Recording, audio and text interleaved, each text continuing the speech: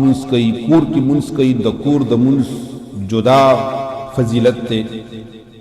دغه منس د انسان په جماعت کی او کی اغه جدا فضیلت تے هم دغه منس او کی سړی په دستار سره او کی جدا فضیلت تے هم دغه منس د ودس چې ورلکۍ او په ودس کی مسواک استعمال کی جدا فضیلت تے بیت المقدس ته انسان لاړ شي یو منس په 25,000 باندې دی مسجد نبوی شریف تلاړ شي یو منس په 50,000 باندې دی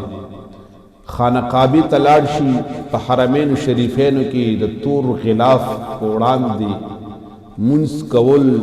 یو منس په یو لات باندې شمار کیږي نو دغه وجه نه بعض اوقات د مکان په وجه باندې فضیلت زیات شي بعض وخت د زمان په وجه فضیلت زیات شي لکه رمضان المبارک ته دا یو زمان دی پر رمضان المبارک کی یو روپے او یو پا اویو باندی پا وسو باندی دا بدلیگی پا عام ورزو کی چھتو نفل منس کی نو اغا دا نفل ثواب دے او پر رمضان کی چھ نفل کی اغا دا فرض ثواب دے او دا یو فرض پا اویو باندی چھ کم دے نو بدلیگی دا دا زمان وجہ دا نو کل دا زمان وجہ کل دا مکان وجہ چھ دا حقیق دا وجہ فضیلت زیادی گی نو جمعی مبارک شپه دا نو پدی شپه باندې حس خو ذکر د رب کائنات جل وعلا سلیرش گنٹی زمونگا پا زبان زمونگ پا دل قلب و جان باندې جاری و ساری پاتی که دل پکار دی و بیا هم زمونگ دا کمزوری دا وجنا کداس یو احتمام اشی چاگا احتمام دا اللہ رب العزت جل وعلا دا ذات اقدس طرف تا دا هغه انسان طرف ته یو راخکنوي او انسان د هغه طرف ته را نزدیکیږي نو دا یو ډیر د عصمت نډک خبره ده حضرت ابو هريره رضی الله تعالی عنه حدیث مبارک دی هغه فرمای قال النبي صلی الله علیه وسلم یقول الله تعالی الله رب العزت جل وعلا فرمای یعنی دا حدیث قدسی دی حدیث قدسی هغه حدیث ته ویل شي چې اغا الفاظ د حضور نبی مکرم صلی الله علیه وسلم مبارک وی خو د هغې چې کم معنی او کم مفهوم دی هغه د الله رب العزت جل وعلا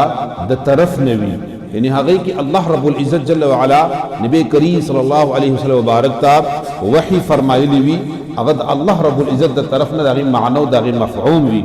فرمایي چې انا عند ظن عبدي بي وانا معه اذا ذكرني فإن ذكرني في نفسه ذكرته في نفسي الله رب العزت جل وعلا فرمای چې انسان سر هغه وخت یم چې کوم وخت انسان ذکر کوي نحن اقرب الیه من حبل الورید رب کائنات جل وعلا نزدیک یو حدیث مبارک دی چې الله رب العزت فرمای چې زما بنده په ما باندې څنګه ګمان کوي نو زه هغه بنده ته د هغه ګمان مطابق ملاویږم یو انسان په ما د رزاقیت ګمان کوي نو زبر رازق یم که په ما توکل کوي نو زه به هغه نه موکل جوړوم یو انسان په ما باندې الله رب العزت جل وعلا فرمای د عبودیت او الوهیت او د قوت او د طاقت او د خالقیت او مالکیت ګمان کوي نو زه به هغه ګمان باندې انسان ته ملاویږم په دې وجه قرآن کی آیات هم دی چې رب کائنات جل وعلا فرمای چې زه د انسان حال او احوال هغه وخت بدلوما چې کله انسان پخپل وغواړي انسان چې کوم سوچ کوي کوم اراده کوي قریب پروردگار عالم هم هغه انسان اړای نو رب کبیر لم یزل فرمای چې چر یو انسان ذکر کوي فی نفسه ذکرته فی نفسی یو انسان ذکر کوي پزړه کې او پټ پټ لګیا دی پټ پټ ما یادای رب کائنات فرمای زین بیا پټ پټ یادو ما وان ذکرنی فی ملأ ذکرته فی ملأ خیر منهم یو انسان مجلس کی لگیا دے پا بانگ دہل لگیا دے او پا تیز آواز لگیا دے اللہ یادی نو اللہ فرمائی جی زبا دغا مجلسنا خیر منهم دغا مجلسنا بہترین مجلس کی با زدہ انسان یاد کم وَإِن تَقَرَّبَ إِلَيَّ بِشِبْرٍ تَقَرَّبْتُ إِلَيَّ زِرَاعًا نبی کریم صلی اللہ علیہ وسلم مبارک اللہ فرمائی کہ چرے زما بندہ زما طرف ته یو لیش نزدېکت غواړي او دی یو لیش را نزدیکی کی زما طرف تا نو اللہ فرمائی کہ تقربت الیہ زراعا نو ویزی یو گز دی بندتا ور نزدیکی گم دا رحمت پا لحاظ سرا دا برکت پا لحاظ سرا دا بخشش پا لحاظ سرا دا کرم پا لحاظ سرا جسم پا لحاظ سرا اللہ رب العزت دا جسم نا پاک دے لا ولد دے لا والد دے اگر ذات لم یولد دے ولم یولد ذات تے اگر دا جسم پا لحاظ سرا نا دا رحمت پا لحاظ سرا انسان نا مستجاب دعوات جون کی انسان رب کائنات مقام ورتبور تور کی بیا فرمائی وَإِن تَقَرَّبَ إِلَيَّ زِرَاعًا تَقَرَّبْتُ إِلَيْهِ بَاعًا کچری یو سڑی یو زراع چکم دے نیم لاستوئی باع چکم دے پورا لاستوئی یو سڑی بیا نیم لاس ما ترا نزدیکی گی نو اللہ فرمائد زورتا یو لاس ور نزدیکی گم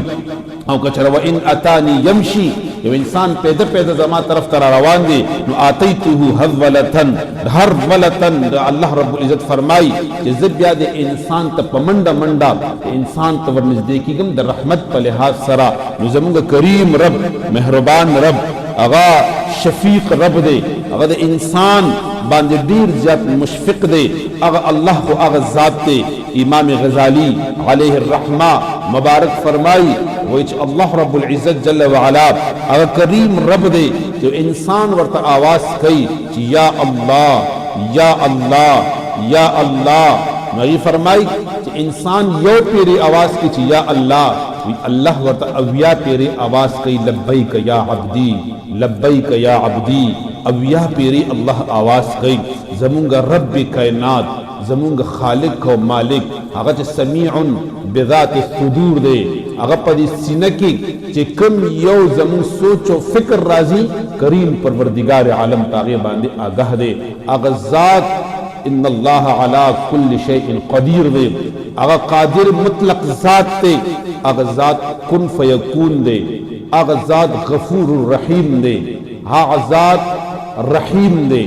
اگر ذات تھے چاہا بغیر دس اسباب و د وسیلینا کار کولی شي اغا رب کائنات جل وعلا اغا مقلب القلوب دے اغا ذات پروردگار عالم جل وعلا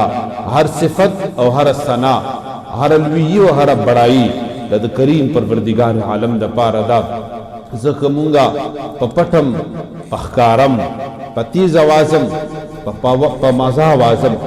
پا ہر حالت کی کد غم حالت تے کد خوشحال حالت تے اگر کہ زمون ہر حالت تے زمونگا رجوع الاللہ با وی زمونگا رجوع الاللہ دا زمونگا رجوع الاللہ اگر وا زمون ہر حالت کی ایمان دا اللہ کا ذات باندے دے وحدہ لا شریک با ذات باندے نو ذکر او دا اللہ رب العزت دا ذکر احتمام کول ان کی دا انبیاء کرام طریقہ دا صحابہ طریقہ دا اولیاء طریقہ دا زمونگم دا سلسلہ عالیہ قادریہ مبارکی چدا یو تمام سلاسل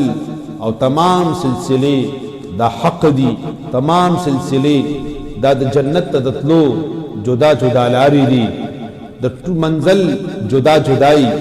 خود طول لاری جدا جدائی منزل دا طول یوے منزل دا مدینی منوری جانان دی منزل دا مدینی منوری دا جانان دا لمن و دا قدمون و دلان دی دا رب کائنات جل وعلا توحید و وحدانیت تے دلوی اللہ اور دلوی کریم مہربان پر درگاہ اقدس کی عاجزی سرا خشوع سرا حضور سرا اور انتہائی ذلالت اور رسوائی سرا چمد اللہ کا درگاہ کی انتہائی ذلیل رب کا بارگاہ کی انتہائی عجز اور انتہائی کمزوری سرا درب پر درگاہ اقدس کی درب پر حضور کی اور درب کائنات پر بارگاہ کی اور درب پر درگاہ اقدس کی بلا حاضری مختصراً طور باندی اغلگو جمعی مبارک شپدا طریقہ کار دا ذکر وماغچی